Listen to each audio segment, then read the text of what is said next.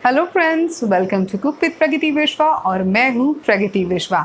चलिए जानते हैं क्या है खास आज के वीडियो में। तो फ्रेंड्स, आज के वीडियो में हम बनाने वाले हैं गेहूं के आटे के सॉफ्ट स्पॉन्जी फूले फूले भटूरे, वो भी बहुत आसान तरीके से। तो देर किस बात की है, करते हैं शुरू से शुरू। तो रेसिपी की शुरुआत करने के लिए सबसे पहले एक बड़ा सा मिक्सिंग बाउल लेंगे और इसमें हम ले रहे हैं करीब 1.5 कप गेहूं का आटा। और इस आटे में हम डालेंगे सबसे पहले आधा छोटा चम्मच चीनी। अब आप में से बहुत सारे लोग सोच रहे होंगे कि अरे इससे मीठा हो जाएगा। तो इससे मीठा नहीं होगा, बल्कि इससे हमारे भटूरों का टेस्ट और टेक्सचर बहुत ही अच्छा आता है। इसके बाद हम इसमें डालेंगे 1 चम्मच घर का बना इनो फ्रूट सॉल्ट। आप चाहें तो बाजार वाला भी यूज कर सकते हैं, 1 पैकेट। अदरवाइज आप डिस्क्रिप्शन बॉक्स चेक कर सकते हैं घर पर इनो बनाने के लिए।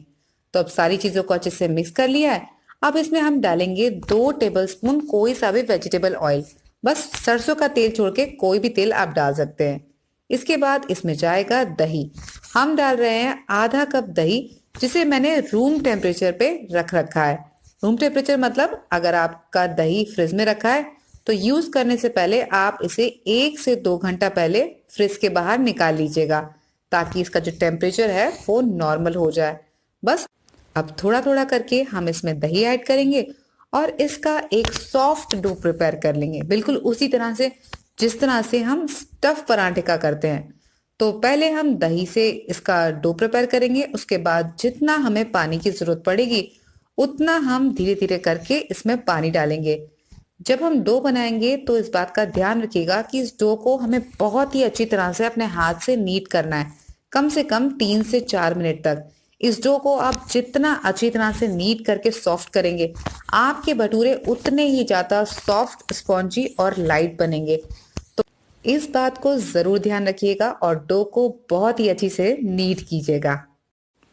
तो आप देख सकते हैं हमारा डो ऑलमोस्ट रेडी है। ये काफी अच्छा सा सॉफ्ट है और जब आप अच्छे से नीट करेंगे तो आप नोटिस करेंगे कि आपका डो प्रिपेयर करते करते ही थोड़ा फूला फूला सा लगेगा।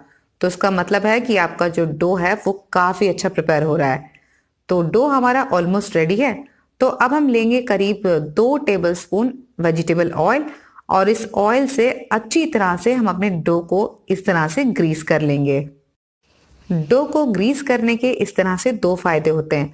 सबसे पहला तो ये कि हमारे डो का टेक्सचर बहुत अच्छा हो जाता है और दूसरी बात ये कि हमारा डो ड्राई नहीं होता, जिसकी वजह से हमारे जो भटूरे हैं वो काफी अच्छे बनते हैं। तो आप देख सकते हैं अच्छे से हमने ऑयल लगा लिया है। तो बस इसे ढक कर रेस्ट पे छोड़ेंगे। सर्दियों में अगर आप बना रहे हैं तो आप 8 से 10 घंटे इसे रेस्ट के लिए छोड़ सकते हैं, और अगर आप गर्मी में बना रहे हैं तो आपसे कम 2 घंटे का रेस्ट दीजिए और उसके बाद आप इसे यूज कर सकते हैं। तो फिलहाल मैंने इसे ओवरनाइट छोड़ा है करीब 8 से 10 घंटे के लिए, और आप देख सकते हैं 8 से 10 घंटे बाद ये कितनी अच्छी तरह से फूल गया है। तो आप देख सकते हैं पास से कि हमारा डो इतनी अच्छी तरह से फर्मेंट हो गया है कि इस पर बबल्स आ गए हैं, आप देख सकते हैं।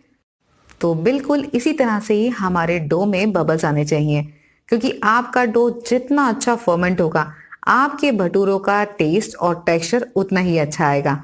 तो फिलहाल हमारा जो डो है वो बहुत ही अच्छी तरह से फर्मेंट हो चुका है। तो बस अब हम अपनी उंगलियों से इस डो को इस तरह से पंच करेंगे और इसमें जितने भी एयर बबल्स हैं वो हम निकाल लेंगे। तो इस तरह से पंच करते हुए हम अपने डो को नीट कर लेंगे करीब 1 से 2 मिनट तक। तो आप देख सकते हैं हमने बढ़िया तरीके से अपने डो को पंच करके नीट कर लिया है और ये कितना सॉफ्ट और स्मूथ हो गया है। मैं आपको पास से दिखाती हूँ कि हमारे डो का टेक्सचर कितना बढ़िया आया है, आप देख सकते हैं। तो ये डो एकदम परफेक्टली रेडी हो चुका है। तो बस ये रेडी है, भटूरे बनाना शुरू करते हैं। तो भटूरे बनाने के लिए हमने डो का एक पोर्शन ले लिया है। आप भटूरे के साइज के हिसाब से डो ले सकते हैं। आप देख सकते हैं हमारा डो इतना बढ़िया है कि बिल्कुल भी चिपक नहीं रहा। इसी तरह से हमारे डो को एकदम नॉन स्टिकी होना चाहिए। तो अगले स्टेप के लिए हम थोड़ा सा ऑयल लेंगे और अपने चकले को या फिर प्लेटफॉर्म को थोड़ा सा ग्रीस कर लेंगे और साथ ही हमारे डो को भी हम अच्छी तरह से ग्रीस कर लेंगे और इसे हम इस तरह से प्रेशर लगाते हुए रोल कर लेंगे। आप चाहें तो सूखा आटा लगाकर इसे गोल भी रोल कर सकते हैं, पर आप में से बहुत सारे लोग कह रहे थे कि इसे बेलना आसान नहीं होता, कैसे बेलें। तो आप इस तरह से बेल सकते हैं। इस तरह से आप बहुत ही आसानी से और एकदम इवन भटूरे को बेल सकते हैं। भटूरा रेडी है, तो चलिए इसे फ्राई कर लेते हैं। तो तेल को अच्छी से गर्म करने के बाद इसमें हम अपने भटूरों को फ्राई करेंगे। ये एक बहुत इंपॉर्टेंट टिप है अगर आप अपने भटूरों को एकदम बढ़िया सा फुलाना चाहते हैं। तो हमेशा याद रखिएगा कि जब भी आप भटूरे फ्राई करें तो एक भारी तले का बर्तन लें और साथ ही आपके जो तेल का टेम्परेचर है वो बहुत अच्छा सा गर्म होना चाहिए, क्योंकि अगर भटूरे का जो तेल है वो कम गर्म होगा तो भटूरे फूलेंगे नहीं। तो इस तरह से आप बहुत ही आसानी से फूले फूले भटूरे बना सकते हैं। इसके अलावा अगर आप भटूरे को बेलते वक्त हल्का सा मोटा रखेंगे तो इसका टेस्ट और टेक्सचर और बढ़िया आएगा। वैसे अब ये आपकी मर्जी है कि आप गोल बनाएं या फिर लंबा, पर इन बातों का अगर आप ध्यान रखेंगे तो आपके भटूरे बहुत ही बढ़िया गोल गोल या फिर लंबे लंबे फूले फूले स्पॉन्जी बनेंगे। और आप चाहें तो उसे थोड़ा सा और ज़्यादा लाल भी कर सकते हैं। तो फ्रेंड्स, हमारे गर्मा गर्म आटे के भटूरे बनके बिल्कुल तैयार हैं।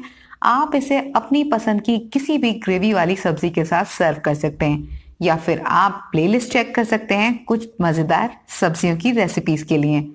तो इस रेसिपी को ज़रूर ट्राई कीजिएगा, आपको ये बहुत अच्छी लगेगी। आज के लिए बस इतना ही, फिर मिलेंगे अगले वीडियो में। तब तक के लिए गुड बाय।